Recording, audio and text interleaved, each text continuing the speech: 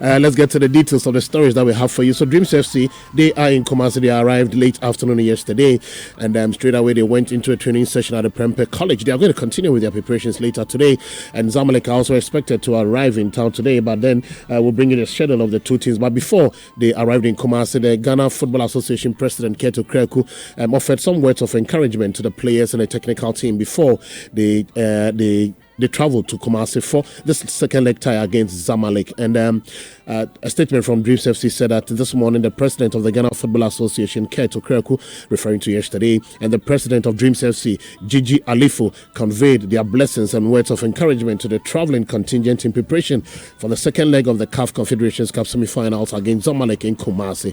Now Dreams FC will advance to the final with a victory, while a scoring draw will see Zamalek pro. Okay, so they will advance to the final of the competition with a victory. Now, let's take a look at the schedule of the two teams as they are in Kumasi. So, for Dreams FC, they'll be training at Prempeh College at 4 p.m. tomorrow, and they will have three players at the mix zone after the training session to speak to the media. Then on Saturday, they'll be playing at the Baba Yara Sports Stadium between 2:30 and 3 p.m. And then there'll be an interview session with Coach Abdul Karim Zito and John Entry. They'll have their final training session on Saturday at 3 p.m. And then that one, it will be open to the media for just 15 minutes. For Zamalek, they'll be training at the Pajo Park tomorrow at 5 p.m., 17 hours. There will be an interview session with three of the players at the mix zone. Then on Saturday at the Baba Yara Sports Stadium, Zamalek will be training between 5:30 and between 3:30 and 4, and that one they'll open an interview session with their coach Jose Gomez and player Omar Gaba. Then on Saturday they will be training at the match time at 4 p.m. to 5 p.m. at the Baba Yara Sports Stadium, and it will be open to the media for 15 minutes. Now, so that's the schedule, and so that's what CAF is doing. Now CAF is saying that they are inviting the Ghanaian media to the official CAF Media Open Day for the second leg, and that'll be on Friday, April 26. Prempeh College 4 p.m. Pajo will be at 5 p.m. Now, what CAF is doing is that they are offering an exceptional opportunity for media representatives to engage with players, coaches, and officials of both Dreams FC and Zamalek. Now, journalists will have the chance to capture interviews, photographs, and insights to enrich their coverage. Now, they'll go on saying that they will facilitate the coverage. Transportation will be provided at the Baba Yara Sports Stadium to shuttle the journalists to both the Dreams FC and Zamalek training venues. And I think that's a very laudable initiative. And then this streamlined logistics approach aims to ensure that the media professionals can focus on their coverage without the hassle of coordinating travel arrangements. All right.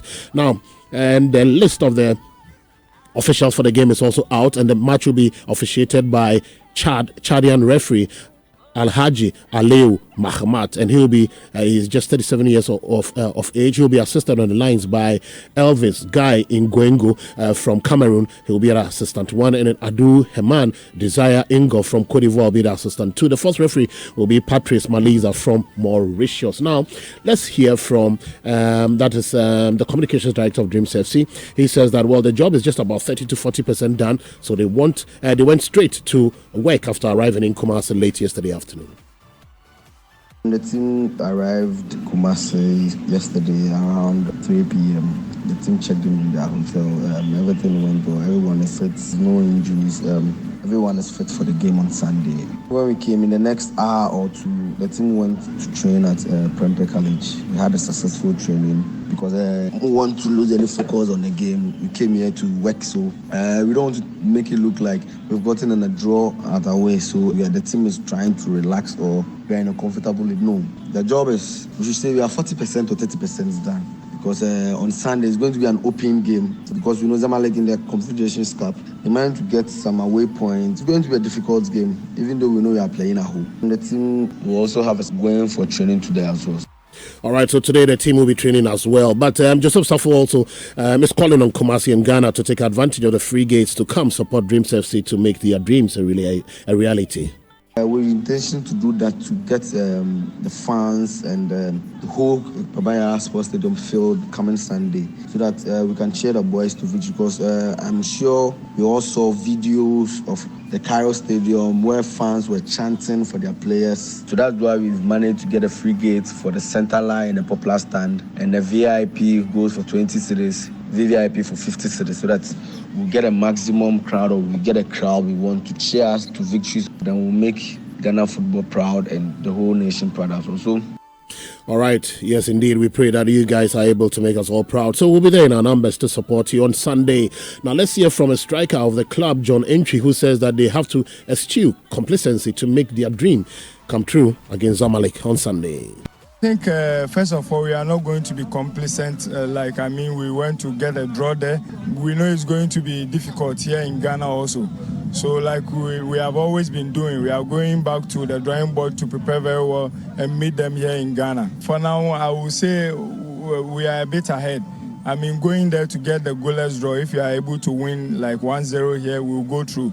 So, like I said earlier, first of all, we are not going to be complacent, but then we are going to work hard and then get the win here to go to the next stage. All right, now John Entry says that the game against Zamalek is going to be the most important in the history of in the short history of Dreams FC, and so because of that, they are making sure that they'll be able to qualify.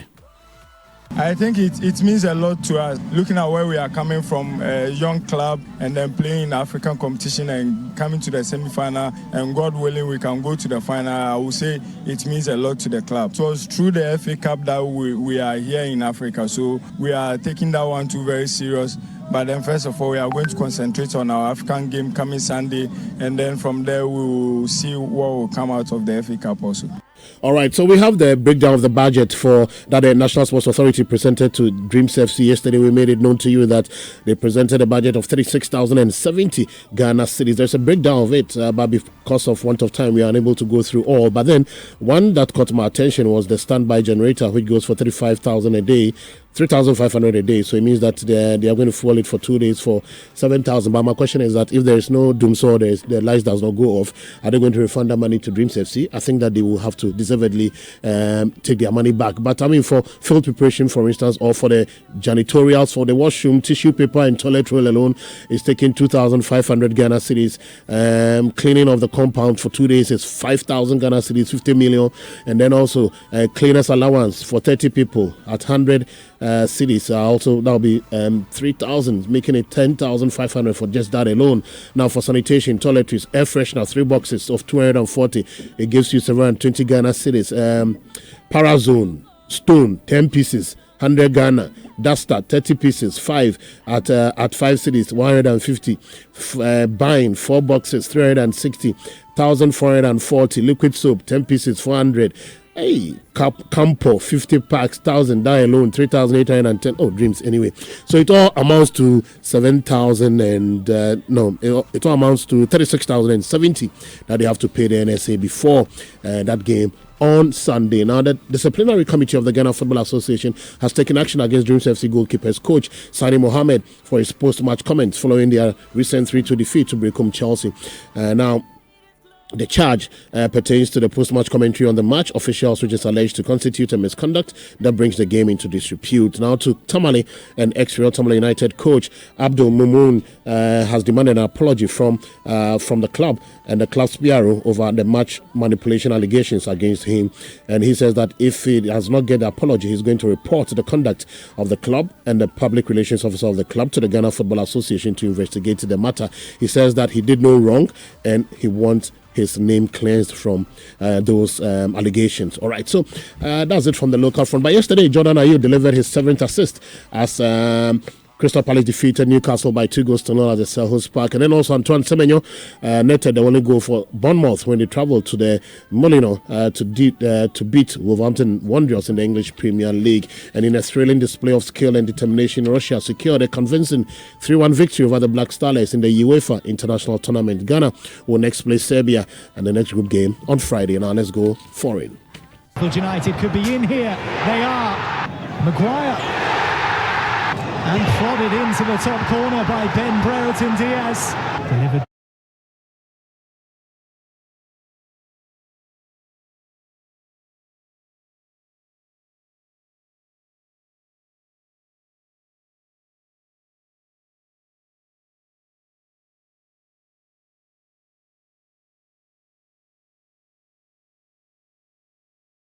Yesterday inflicted a potentially fatal blow to Liverpool's Premier League title hopes and took a huge step towards safety with a deserved 2-0 victory in their Merseyside derby at the Goodison Park. Liverpool boss Jurgen Klopp is a disappointed man.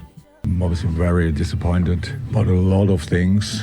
We let it happen that it became exactly the game Everton wanted. 2 goals from set pieces, even when the first one was a flipper, whatever thing.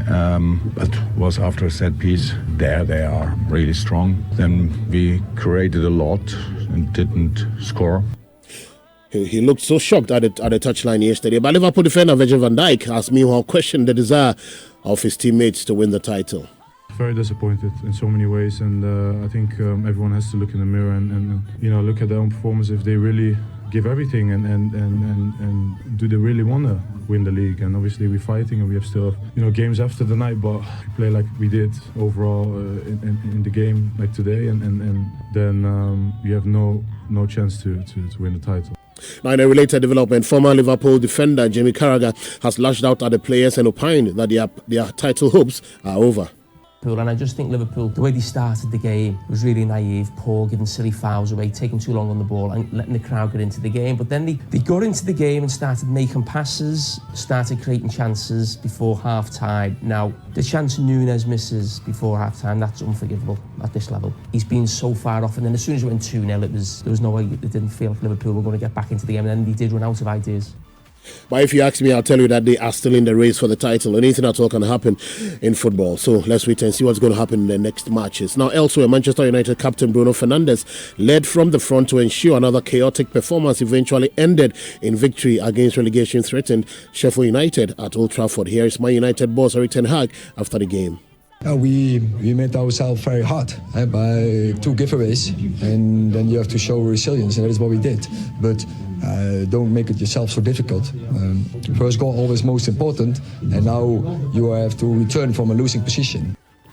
All right, now in the other games, a double from Jean-Philippe Mateta saw Crystal Palace beat Newcastle at the Selhurst Park to guarantee Premier League football for yet another season. And Antoine Semenyo scored the only goal as 10-man Bournemouth beat Wolves to move up to the top half of the Premier League table despite having Milos Kekic sent off. Okay, now later tonight at 7 p.m, Man City will travel to play Brighton and Hove at the Amex Stadium. Now to France, and Ousmane Dembele and Kylian Mbappe both scored twice as Paris Saint-Germain move one step closer to another Ligue 1 title with a win. Now in Italy, Atlanta beat Fiorentina 4-1 to qualify for the final of the Coppa Italia 4-2 aggregate, where they will take on Juventus on the 15th of next month. Now Barcelona coach Xavi has stated now that he will remain at the club until at least the end of his contract at June 2025, after changing his mind that this will be his last season. So what might have resulted in this change of mind anyway? Now, away from that, Manchester United are reported to be interested in Brentford's 28-year-old England striker Ivan Toney and will make a move this summer.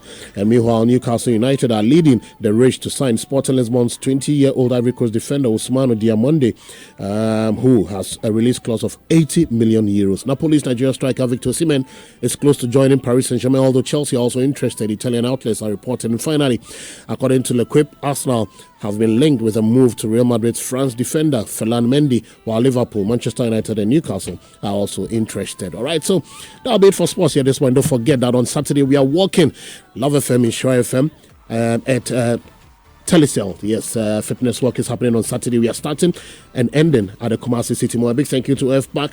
Blows your pain away. OneXBet.com, your reliable bookmaker. And then also, if you want any energy drink at all, go in for Django Energy Drink. My name is Delali Atiase. And